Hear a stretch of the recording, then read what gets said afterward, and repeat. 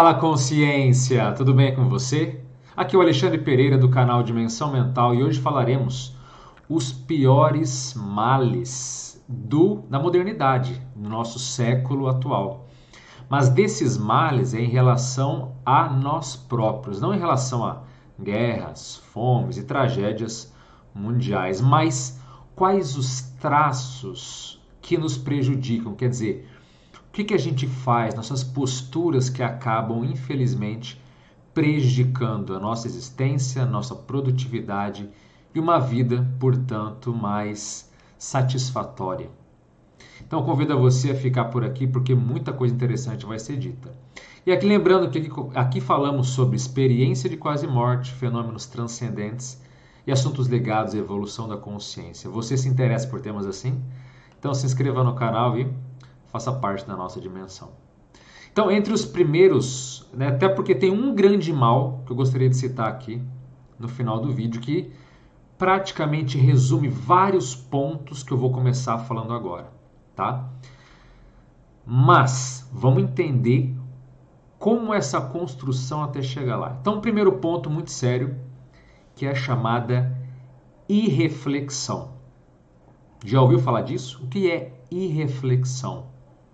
É aquela postura onde a pessoa simplesmente age, tem uma postura ativa, mas onde ela não reflete, ela não pensa, ela não tem uma vida ou uma postura de realmente repensar ou analisar o que se passa consigo próprio.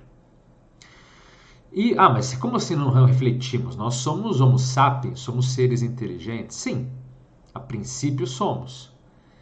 Entretanto, é muito comum as pessoas, por exemplo, que passam pela chamada experiência de quase morte ou EQM, aquele fenômeno de a pessoa quase morre, ela sai do corpo e revê a própria vida, por exemplo, e ela analisa que nos últimos 10 ou 20 anos ela não mudou quase nada, ela é praticamente a mesma pessoa. Sabe, ela cristalizou no tempo, ela paralisou. E ela percebe então que também em função disso, por que isso acontece?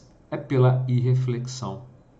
Quantas vezes você tem um problema, você tem uma dor, você tem um sofrimento e você realmente consegue parar, seja na frente de um computador ou na frente de de um caderno, de um local para você anotar e você escreve aquilo. Mas por que aconteceu? Vamos analisar o caso.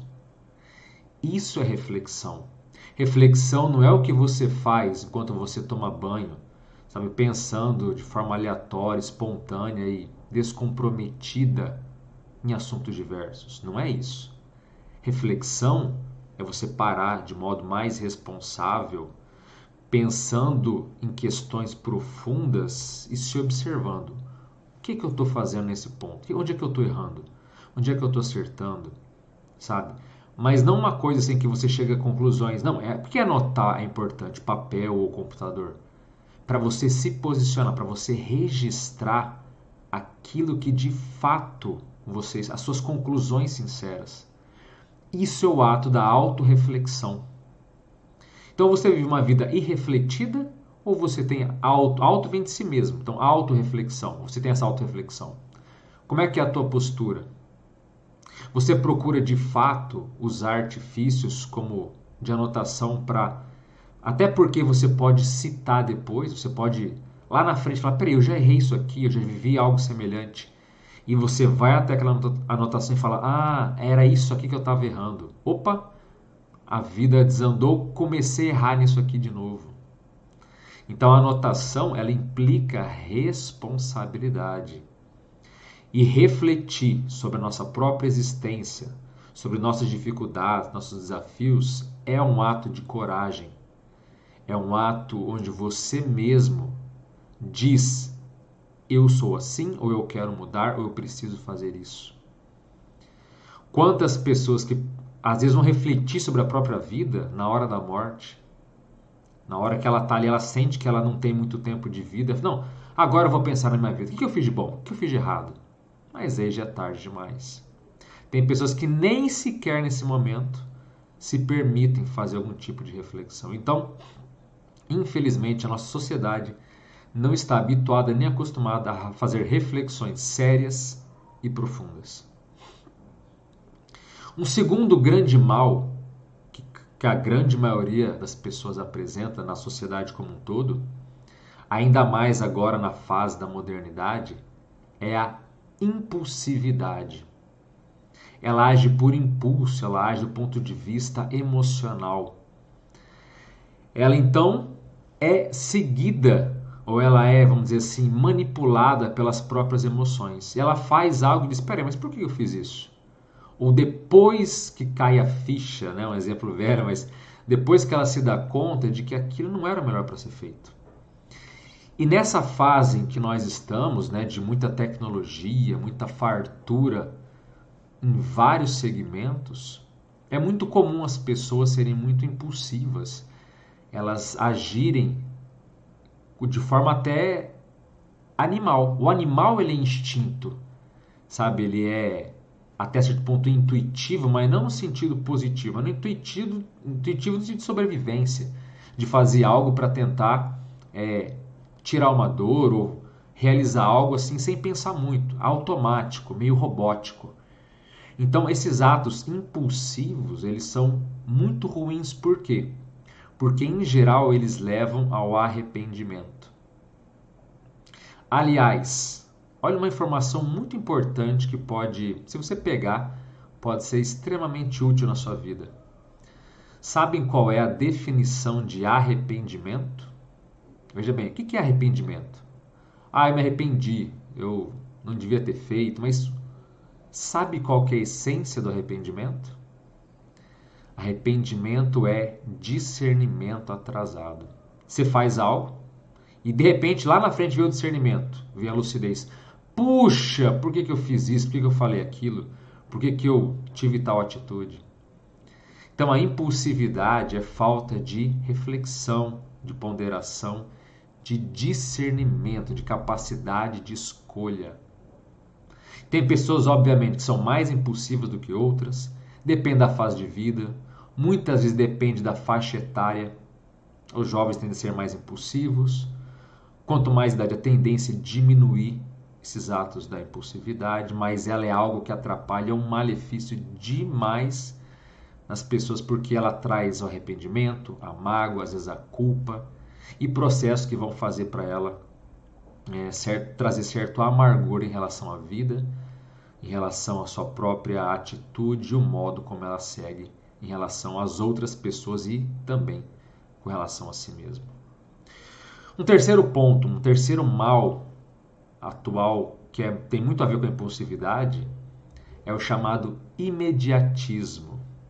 O que é o imediatismo?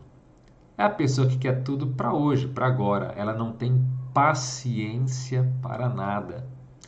Ainda mais com tanta tecnologia que responde com assim, um simples clicar, um simples apertar de botão. Cadê a paciência? Cadê a dedicação? Cadê o esforço continuado? Muitas vezes não vai ter. Então, a pessoa quer desenvolver tudo para ontem. Não, eu quero ficar jovem para ontem, eu quero aprender para ontem. Como é que faz um curso aí que eu tenho um resumão aí? Não quero dedicar meu tempo, minha energia, minhas capacidades mentais para algo. Então, infelizmente, quando as coisas não são imediatas, clicou, aconteceu, né? Não, tem que trocar meu celular, porque eu aperto um botão ali, demora 3 segundos para abrir, eu não suporto isso. É uma realidade isso ou não é? Então, tudo tem que ser automático, instantâneo. Então, quando a gente fala, por exemplo, aqui na própria ciência da projeciologia, que estuda as experiências fora do corpo. Nessa ciência, por exemplo, você, para ter experiências sérias, mais reais e para valer mesmo, sabe? Nada de sonho, nada que é mais ou menos, você tem que dedicar dias, semanas, aplicando técnicas, se esforçando. E a pessoa fala, mas não tem uma máquina aí que a gente aperta um botão e sai do corpo? Ainda não tem. Pode ser que no futuro haja. Hoje é dedicação. Leva tempo? Leva. Uns menos, outros mais. E se a pessoa falar, você fica aplicando técnicas durante 30 dias seguidos. O quê? 30 dias? Não, meu caro. Eu quero provar a vida após a morte hoje mesmo. Se dá uma técnica aí que ela é uma técnica, sabe, que não é infalível, E hoje mesmo, na noite de hoje, eu vou aplicar e comprovar que existe vida após a morte, que existe ou não experiência fora do corpo. Quero hoje, agora. Qual a técnica mais simples e eficiente, universal que existe? E não existe, e não tem isso. A pessoa vai ter que trabalhar. Isso vale para tudo, tá? Para educação, trabalho. Infelizmente, vivemos uma era cada vez mais acelerada e com isso a pessoa acaba ficando até mais impulsiva porque ela não tem espaço, ela não tem paciência, ela quer para o lazer, para o ócio, muitas vezes ela desperdiça tempo facilmente, né, para ver série, não que não seja errado, mas para as coisas muitas vezes fúteis o tempo sobra, mas para aquilo que é prioritário, para aquilo que é importante, para aquilo que de fato faz um diferencial na tua vida, esse para dedicar tempo não dá. A paciência nesses casos magicamente desaparece, magicamente some. Então, o imediatismo é um processo aí muito sério que acomete a maioria e vale a pena refletir. Você é uma pessoa que sabe esperar, que sabe aguardar no sentido de que há um momento certo para tudo e muitas vezes não é do seu jeito, na sua hora e de acordo com as suas condições? E aí? Um outro ponto que também tem a ver com tudo isso que a gente está falando é o chamado pensamento acelerado. Então veja, o pensamento acelerado não é que a pessoa ela tem uma super capacidade mental, que ela pensa um monte de coisa, um computador, não é isso. É o pensamento desordenado. Ela pensa aceleradamente, como um turbilhão, um monte de coisa ao mesmo tempo, sem chegar a conclusões nenhuma. Sabe? Então, uma hora ela pensa no boleto, daqui a pouco ela pensa no filme, daqui a pouco ela pensa na esposa, no problema com o filho. É aquele pensamento que fica ali, sabe, rodando, acelerado e acaba trazendo, às vezes, uma sensação de angústia, de conflito pessoal.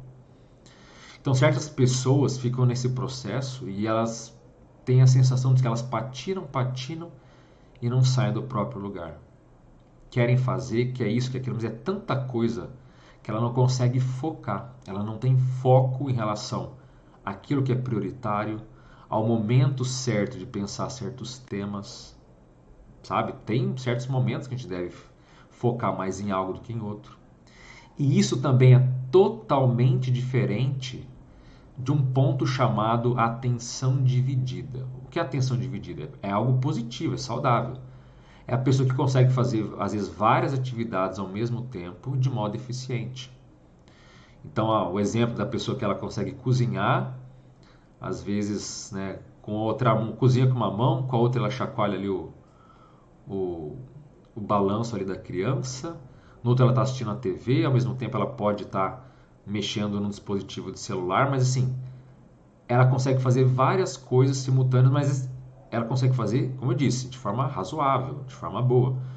É diferente do pensamento acelerado, de a pessoa simplesmente fica dando voltas, pensando, às vezes até, sabe, num círculo vicioso de certos problemas que ela fica ali e não sai do lugar. E muitas vezes a pessoa que é acostumada também com certas tecnologias, ela vive essa angústia mental e emocional íntima. Por quê?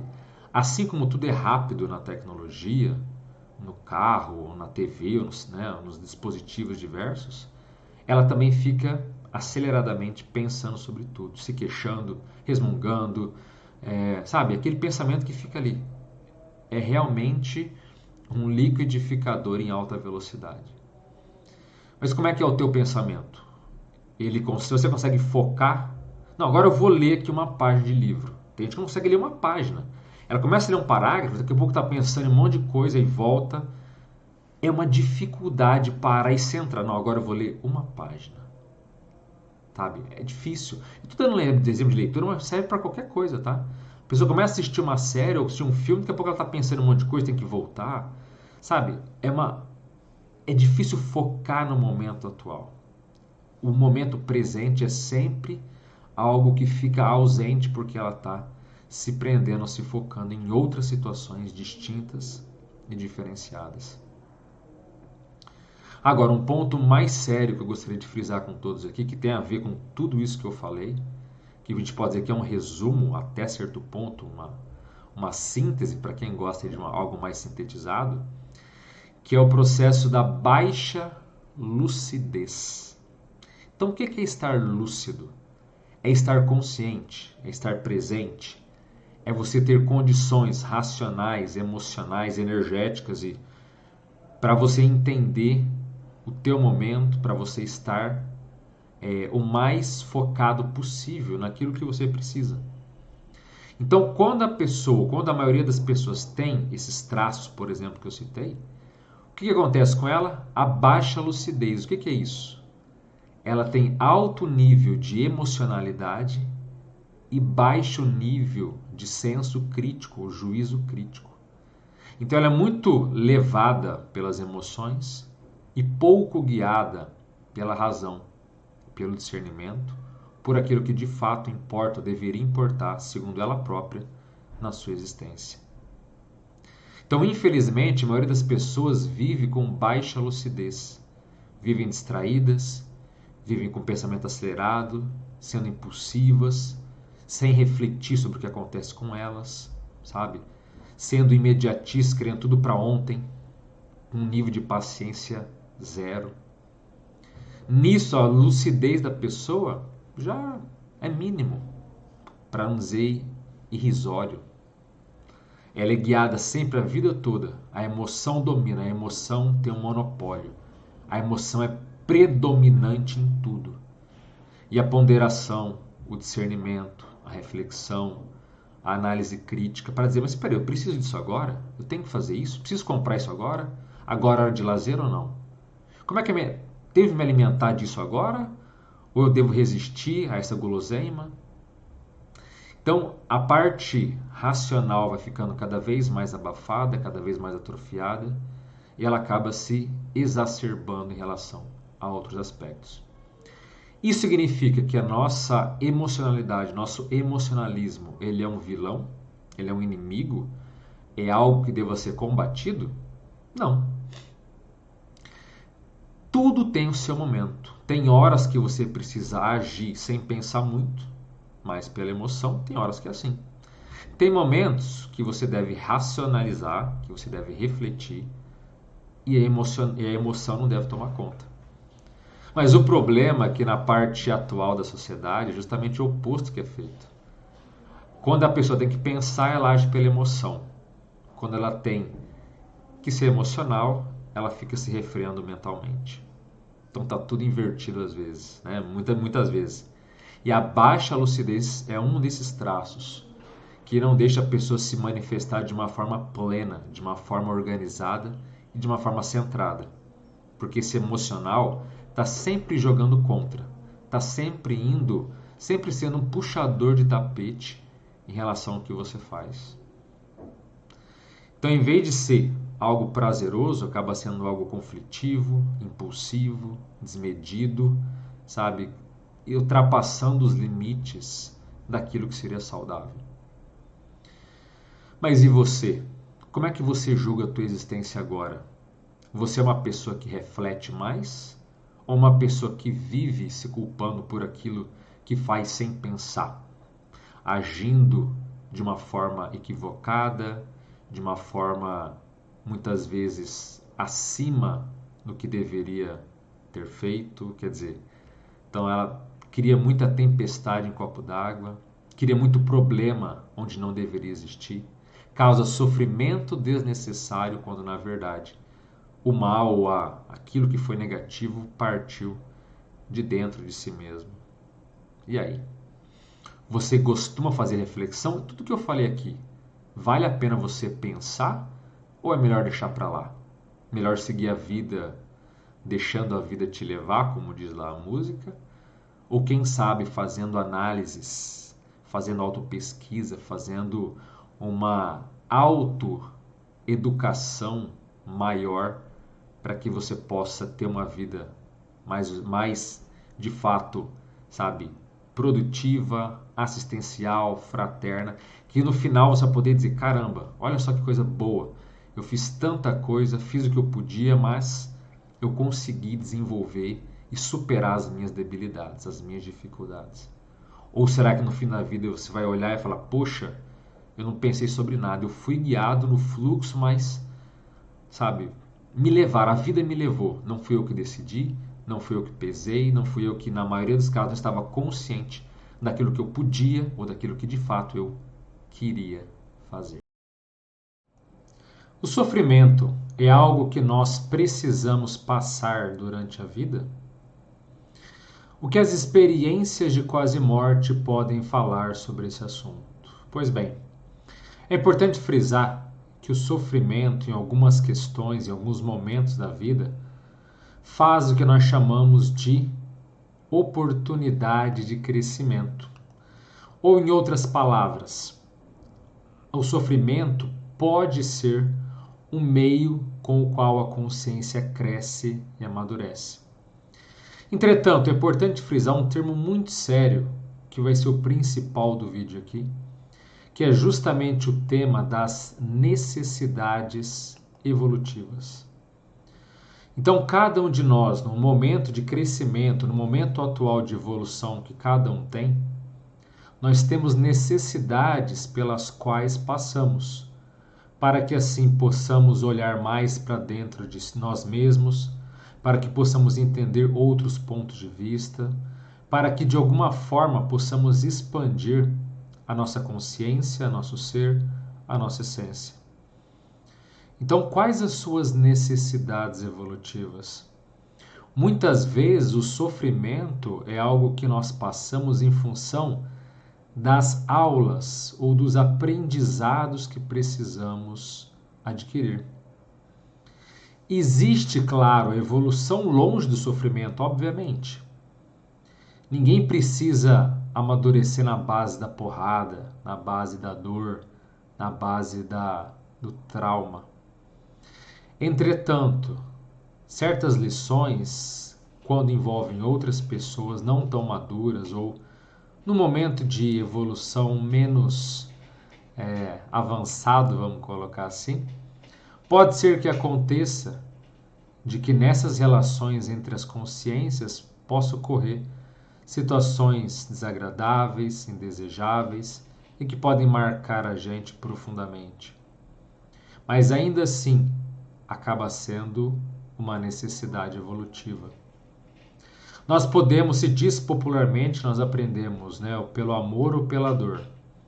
Então, quando nós usamos a nossa inteligência, nossa reflexão, nossas capacidades maiores para evoluir, nós muitas vezes evitamos a dor, evitamos o sofrimento e podemos evoluir então antecipando certas crises, antecipando certas dificuldades, trabalhando agora. Então, por exemplo, uma pessoa que ela tem o traço, vamos colocar assim, sei lá, da insegurança. Ela se sente muito insegura, muito apática, com muito medo. Se ela não quiser trabalhar isso, ela sabe que ela é insegura. E ela não se colocar pequenos desafios, não sabe, ela não se trabalhar aquele ponto que ela já identificou que é uma dificuldade, que é uma imaturidade pessoal. Veja, imaturidade pessoal. O que vai acontecer mais dia menos dia? Ela precisa se renovar, ela precisa se reeducar em relação a esse traço de insegurança. Se você não faz por vontade própria, a vida ou a existência de alguma forma vai trabalhar isso em você. Então pode ser que surjam situações, pessoas e circunstâncias que a pessoa vai se sentir desconfortável, mas que ela vai trabalhar essa insegurança dela.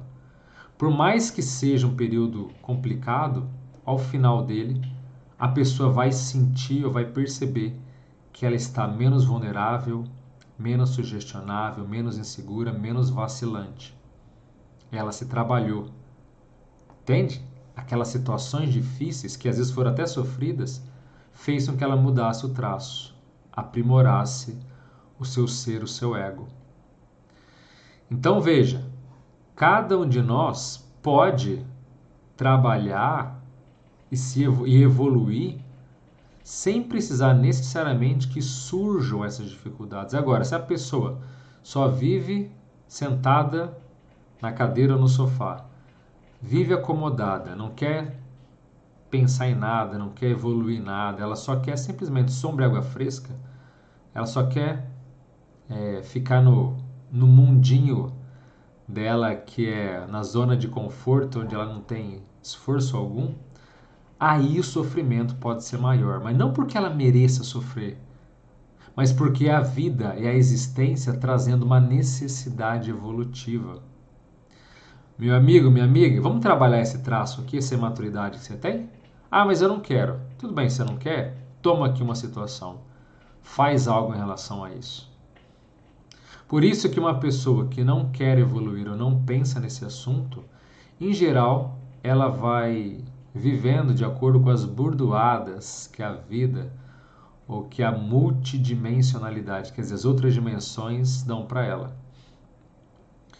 Nem tudo a gente pode antecipar, obviamente. A evolução não é uma linha reta, não é uma linha, sabe, certinha, quadradinha, bonitinha, não. A vida às vezes é meio tortuosa. Mas veja se aquilo que você já passou de sofrido nessa vida, ou que por acaso você está numa fase um tanto quanto conturbada, será que não há uma necessidade evolutiva por trás de tudo isso? Em outras palavras, quais lições você precisa aprender? Quais lições você está tirando de tudo isso? O que essa situação vai gerar para você?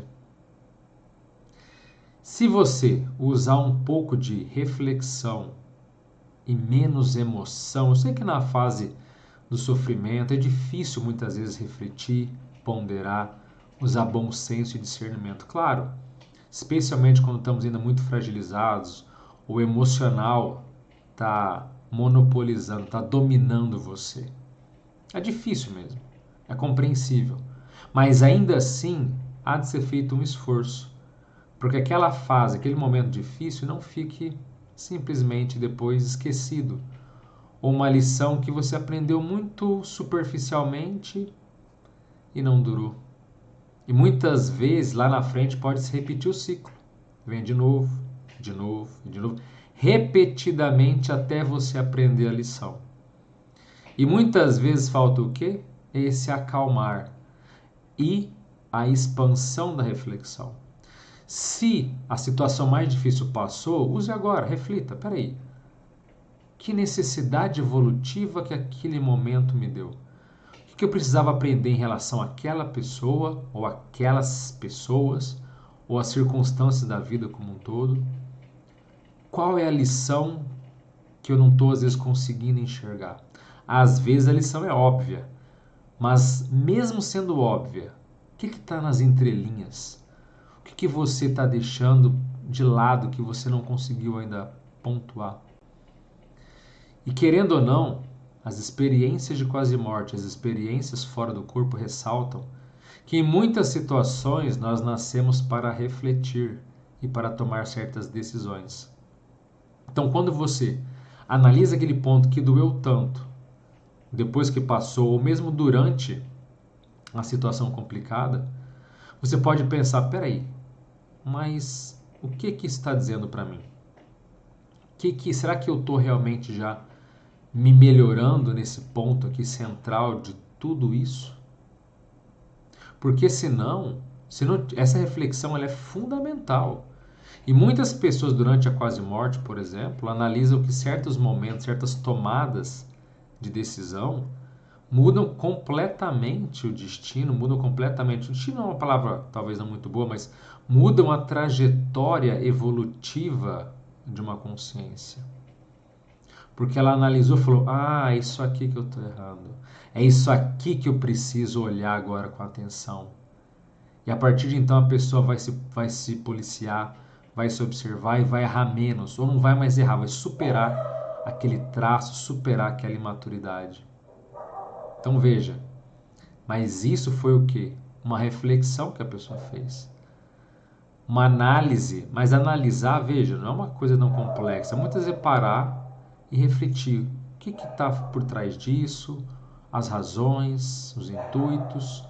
E em muitos casos isso traz a informação correta, que a pessoa fica então mais, vamos dizer assim, experiente em relação àquilo.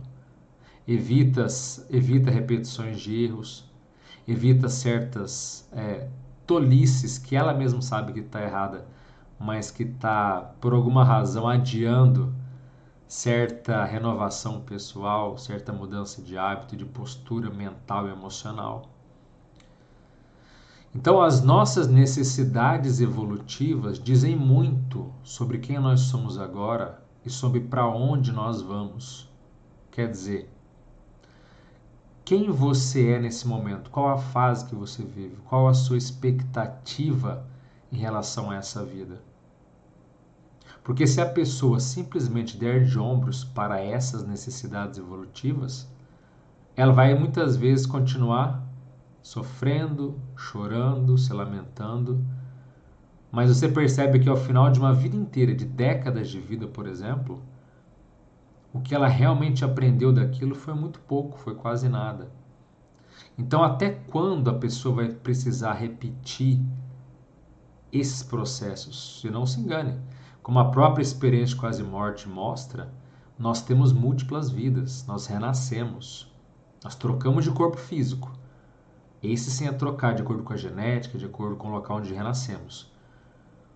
Mas se a consciência não tiver apurada em relação, apurada sim, não tiver focada em realmente fazer um trabalho de crescimento pessoal, de crescimento evolutivo, quem relembra vidas passadas às vezes fica surpreso em ver que ela comete os mesmos erros, muitas vezes há séculos, em alguns casos em até milênios. Ela está batendo na mesma tecla, errando os mesmos erros. Claro, com uma pequena variação, mas é basicamente a mesma pessoa que ela é cometendo as mesmas tolices, de modo secular ou milenar. A consciência demora para evoluir? Claro que demora. Não dá saltos, é gradual, passo a passo, dia após dia, vida após vida.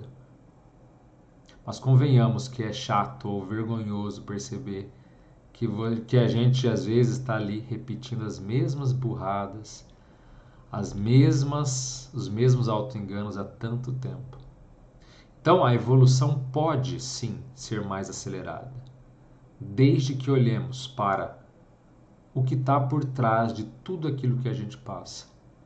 As lições não aprendidas ou também, de acordo com as necessidades evolutivas, com as necessidades de crescimento pessoal, para também, às vezes, certo pagamento de dívidas, porque isso realmente existe.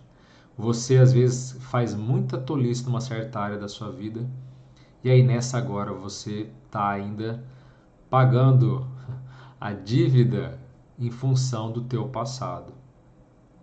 Por isso que sempre é importante frisar, e as experiências fora do corpo e a GQM também ressaltam que não existe uma descontinuidade de evolução. Não, nessa vida aqui eu faço tudo errado, aí depois quando eu vou renascer mesmo, não vou? Então eu vou começar do zero, uma folha em branco, negativo. Não é assim que funciona. Você vai começar uma nova vida, um novo corpo. Mas quem você é, o que você fez, a tua ficha de evolução, o saldo de tudo que você executou até aquele momento está presente, está vivo, às vezes mais vivo, mais ativo e presente do que nunca.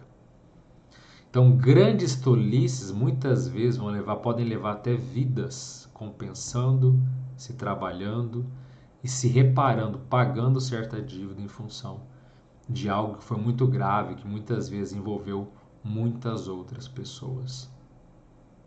E a pessoa fala, mas por que eu estou sofrendo tanto? Eu não tenho necessidade evolutiva de estar passando por isso. E aí quando a pessoa tem a retrocognição, quer dizer, a memória de vida passada, ela põe a mão na testa e fala, agora eu entendi por que às vezes eu estou pagando isso. Mas, muita atenção, muita cautela. Nem todo sofrimento é do passado. Muitas vezes o que passamos hoje é, sim, em função das circunstâncias atuais, das escolhas que você vem fazendo.